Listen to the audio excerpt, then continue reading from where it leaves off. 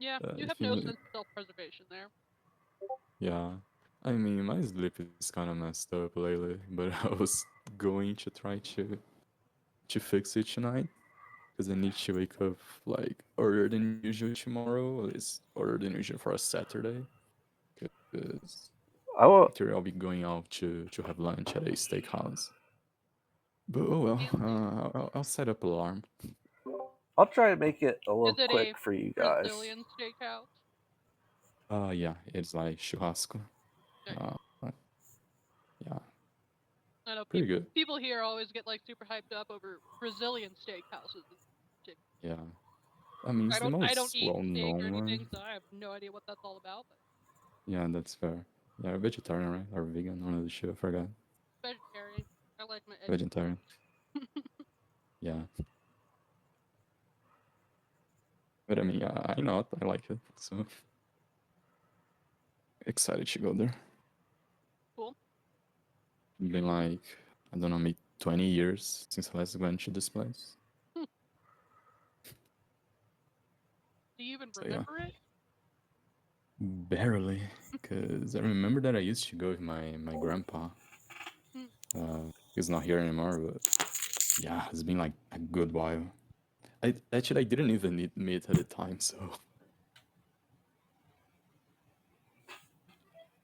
I was basically eating the salad buffet when I was younger. But like the salad buffet is always fucking. Yeah. But yeah, kind of want to try it. Mm.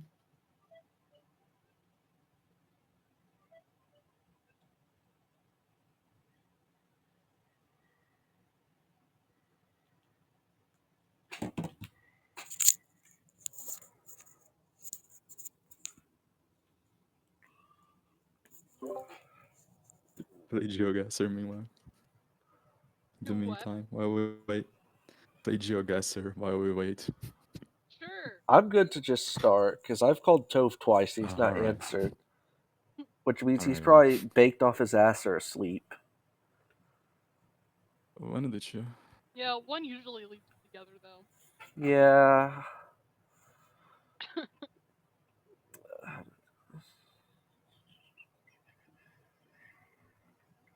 That happens to me. Happens to the best of us. So, shall we mute? Up to you guys. Can you see the slideshow okay?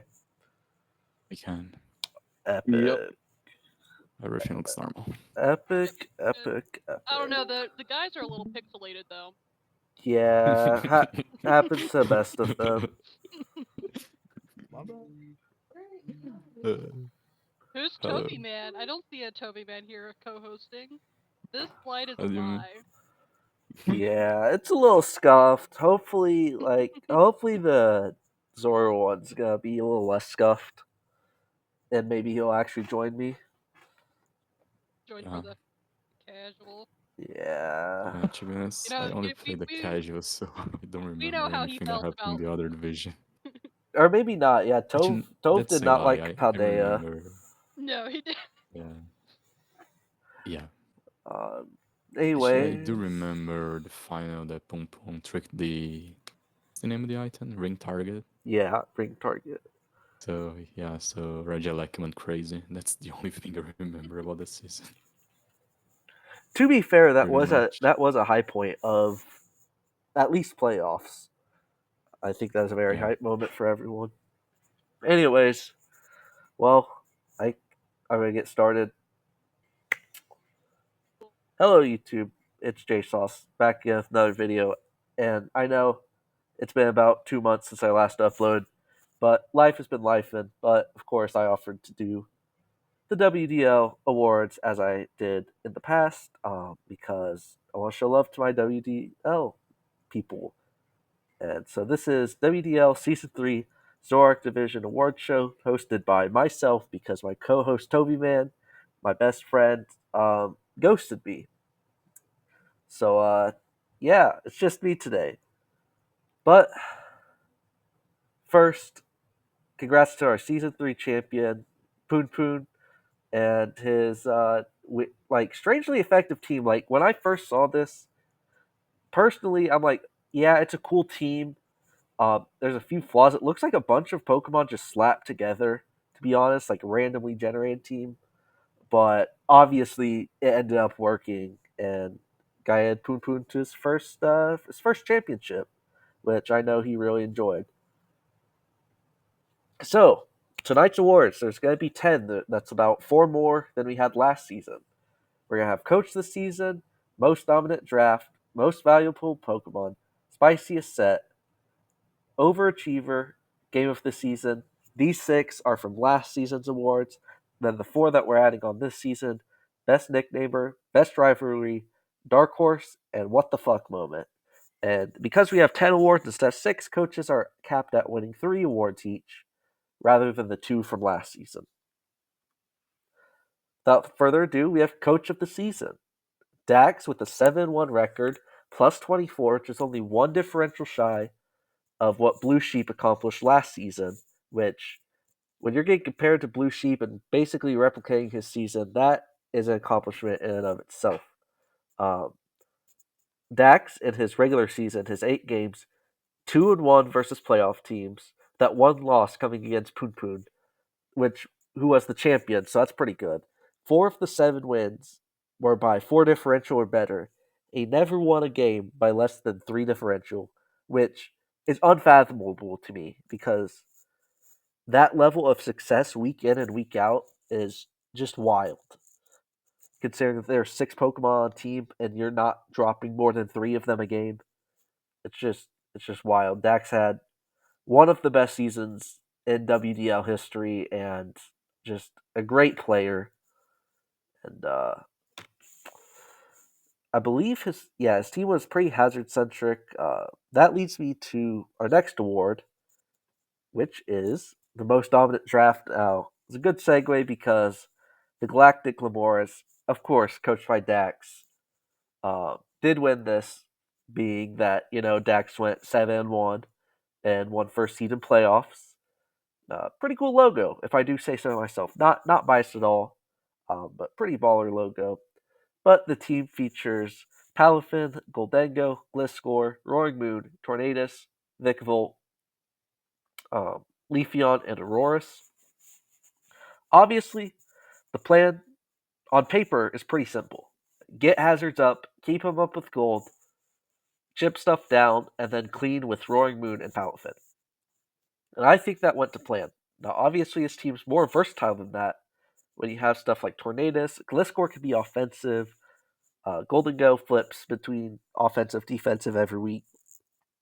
And then Glamora is a super underrated, versatile Pokemon. Like, on paper, it doesn't look that versatile, but I know deep down it was fun to play. Being able to go into a game with a game plan is also very underrated in draft. Like, Dax set himself up for success with this one. Next up, we have the most valuable Pokemon, and it is Greninja from the Lothric Zoruarks, coached by Wish. May he rest in peace. 8 games played, 17 kills, 4 deaths. Which is insane. Like, Greninja is averaging more than 2 kills a game, which makes sense because it had 6 games with multiple kills. Whether it's Protein or Battle Bond, you had to play an extremely different way when you're facing Greninja, because it just applies so much pressure, and if you get to +1s because it's Battle Bond, then the game might just wrap up there. Like, Greninja forced so much prep, it was like, I don't even know how to explain it. This MVP season from Greninja made me want to try it out, and I am loving it. So, thanks to Wish for that. Runner-up is Chimera's Terra Cresselia, which, like, imagine that. Everyone knows Terra Cresselia is broken. Again, one of the most annoying Pokemon in draft. It's just simply hard to stop, especially when supported right, and I believe it had 15 kills and 2 deaths, so it is doing something right. Next up, we have the spiciest set, And this is Crook Hunter Edge's Hitman Eevee. Dib called it week 1. It was like the second game played. Dib's like, this is going to be heat. And it was. I mean, as you can see in the top right, 4 normal moves, Choice Band, Adamant, Double Edge, Retaliate, Return Quick Attack. 1 game played, 2 turns. That was it. It got 2 kills. Obviously, it has 4 normal moves. Now, the runner-up, I also do want to talk about the runner-up in this. Max Defense Sashiro Matisse, which sounds counterproductive, and it kind of is, but I believe it had Toxic and Trick Room, and it somehow got 4 kills. It's been a while since I watched the game, admittedly, so I don't know exactly what happened, but I know that everyone was surprised by that, and me included. But it's not about Robotis, it's about Eevee. Eevee was 1 point, and I'm trying to remember what Pokemon it took down. It took down Hatterene, I know that. Oh, I watched the replay today. Oh, well, it took down Hatterene, which is already a 9-point trade. Like, and this was a team of Crook had a team of full starters, and Eevee was his last pick, came in clutch, grabbing him 2 kills and the week 1 win. And quite frankly, I don't think I'll ever see an Eevee be used in my entire lifetime again. So, shout out to Crook for the heat. Next up is the most overachieving Pokemon. Now, what this entails is usually a lower tier Pokemon that completely outperformed all expectations. Like last season, we had my Squawkabilly, who at 2 points got, I believe it was 7 kills in 4 games. But this time we're going a little past that much. It's Terrascolipede from Kev and the Cow Blood Moons. 7 games played, 15 kills, 5 deaths at 10 points. To put that in perspective, this was third in MVP voting behind Cresselia and Greninja. And I think part of the reason why this was most overachieving Pokemon is it didn't really do that much in its first 5 games, but in the final 2 weeks, it got 11 kills and 0 deaths, I believe.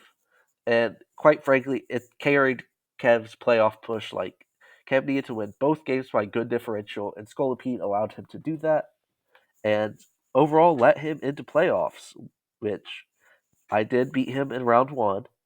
But it was a heartwarming story, man. This bug that doesn't even get Terra Blast, like, that's a huge reason why people pick Terra Captains so they can have access to Terra Blast. This bug doesn't have Terra Blast, but it has a dream. And speaking of Pokemon that don't have Terra Blast, the runner-up is my Terra Cursula. 3 points, got 7 kills, and quite frankly, is probably the most consistent Pokemon on my team.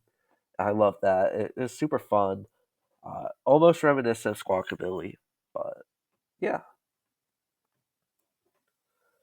Next is the game of the season, which is Kev/Regal and the Scolipede versus Cole and the Mega Scizor. Now, runner-up were me versus Wish and Crook versus Poon Poon. Now, I don't think a lot of people are ready for this game. This is one of the craziest games I've ever seen in my life. There's literally no words that could describe it. So let's go ahead and just watch it. I'll keep on normal. So first off, Clefairy leads versus Arcanine Hisui. Intimidate is shown off the bat, which is good, as the players just trade rocks. Arcanine revealing to be more of a support set, that's fine. Clefairy's putting up screens as Scizor comes in.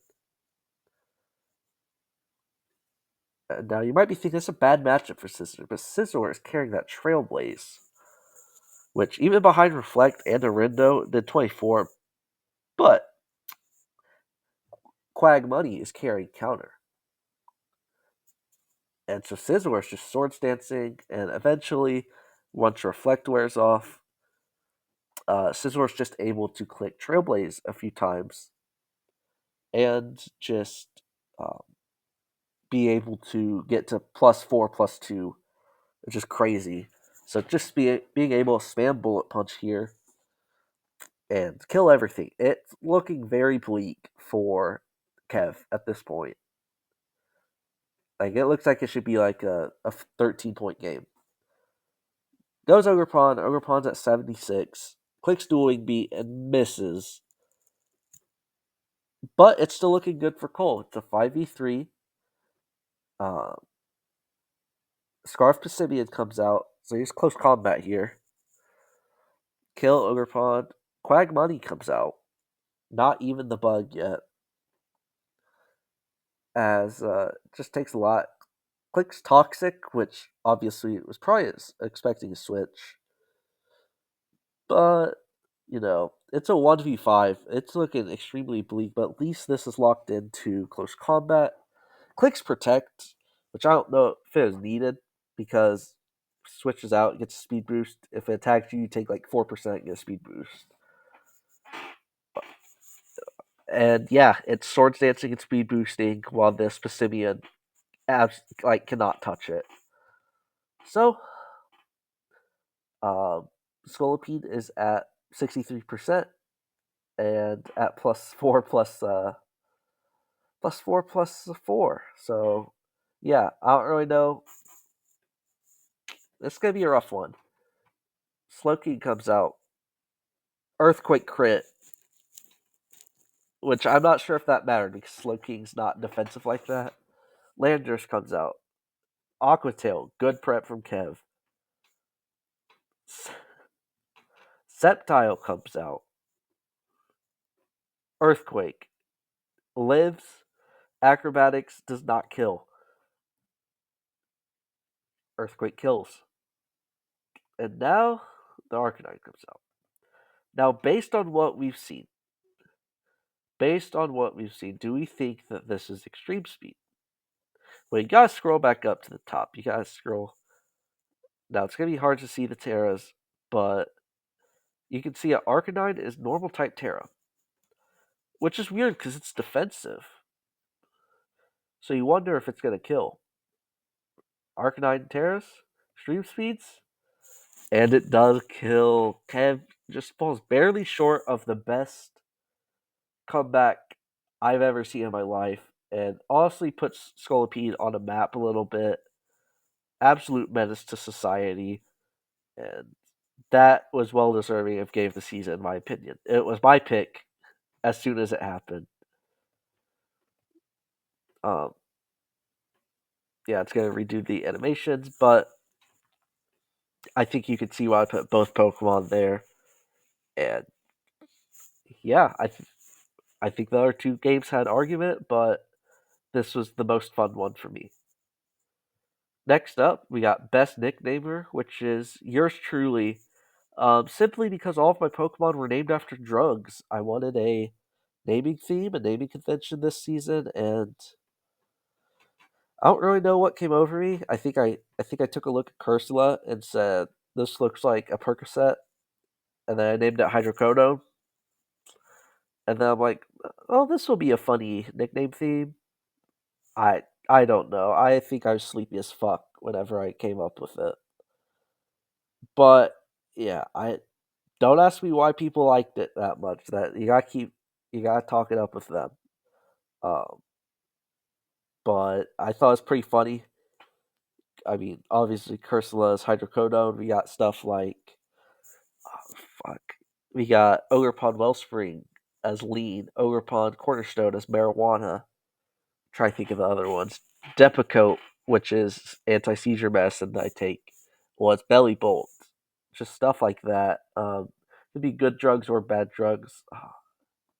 I believe Gudra Hisui was named Percocet. Like, just anything I could think of. And I hope to have a nickname theme. I hope to do it more because I don't, and it's pretty fun, and I think people like to see nicknames. But yeah, as for runner-ups, it's just a 3-way tie. Everyone else kind of had one vote. So yeah, but no one else really nicknamed like that. Like Wish did. He did his. I'm not gonna spoil what the numbers actually means, but he does his numbers, and then I think that's about it off the top of my memory. But yeah, bring nicknaming back. It's fun. Next up, we have the best rivalry. It's me versus Wish. Yeah, this has been ongoing for 2 seasons now, which like I know you can't count because it's season 3 awards, so you gotta base off this season. But as we touched on last slide, it was game of the season material. I won 1-0, and the last time we played before that in WDL, Wish won 1-0. So we're 1-1 at 0 differential between us. We're always top seeds. Like I believe Wish was a top 3 seed last season, as was I, and this season, as was I. Like we're both consistently racing for the 1 seed and consistently having close games with each other, always talking before he left. But we are always talking in DMs. Just he preps with me, so this is like not a rivalry. This is more like a friendship. But shit. When I get on that battlefield, all friendships are dropped. Know what I'm saying? No, I'm saying. Uh, Runner up was a 4-way tie. There's ones like me and Dax race for first. Poon Poon versus Crook, and that's the only one I could think. That's the only ones I could think of off the top of my head, and at least they all make sense. But the overwhelming majority was me and Wish, which makes a lot of sense considering that you know I'm a mod, Wish the owner, and we're very publicly friends. Like I've been trying to take over for him in WDL to lighten the burden on everyone else. But yeah. Next up is our dark horse this season, which by definition, a dark horse is like an underdog. It's someone that people underrate the entire journey and then they rise up uh, towards the end. It's sort of a racing term, I believe. But our dark horse this season is Rentakage, who's ended up 4-4 plus 2. However, um, you love to see it. This is the underdog story. Rentakage won their first 2 matches, started off 2-0, lost their next 4-game losing streak, but won the last 2 weeks to barely sneak in a playoff as the 8th seed. Um, and then, when faced by the number 1 seed Dax in the playoffs, knocked off Dax and then knocked off Chimera. And so our 8 seed Rentakage went to the finals. This is someone who's new to WDL, I believe coming off of a huge break of playing draft, or mods in general even. To show up and go straight to finals is just insane. Like, you love to see it. This is an underdog story through and through. And had Rentakage had me cheering for them all season. Um, and it was really cool to see because I believe they had all of the um, genies. Like they had Landorus, Tornadus, Thunderous. I don't think they had Turnus, but like fair enough. But I'm really sad that Red isn't playing this season in season 4. Hopefully, hopefully in season 5 they'll come back around because I really enjoyed having them in the server. Finally, it's the what the fuck moment of the season, and this is Poon Poon winning against the odds.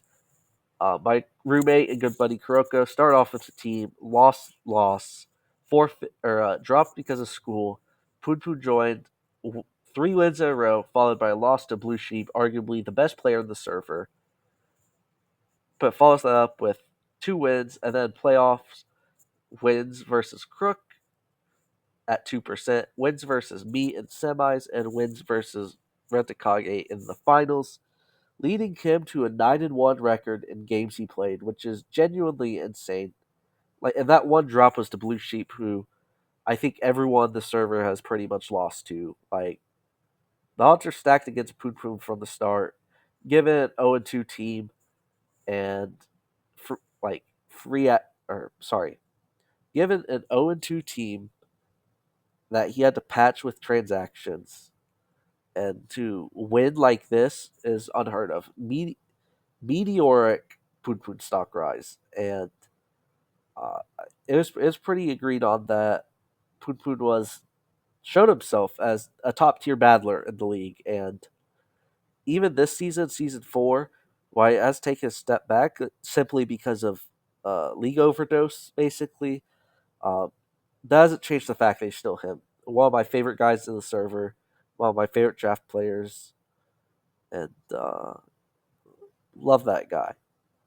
It's just, again, it's another underdog story. I love underdog stories. I'm a sucker for them, and it's just real cool to see one of my best friends rise like this and then beat me in semifinals to win it all. Thank you all so much for watching. It really is my pleasure to make these WDL awards. It's something that I enjoy making. It's something I know you guys enjoy watching. So I'm hoping to do more in the future. Make sure to like, subscribe, and comment just for some more Pokemon talk, some more Pokemon knowledge, some more Pokemon content. Because I do believe I put on some entertaining content because I'm not perfect. But yeah, thanks again to everybody. You guys make it worth for me. You guys make it enjoyable. I love WDL. It's probably my favorite league I'm in right now. And with that being said, I will see you guys in the next one. JSauce out.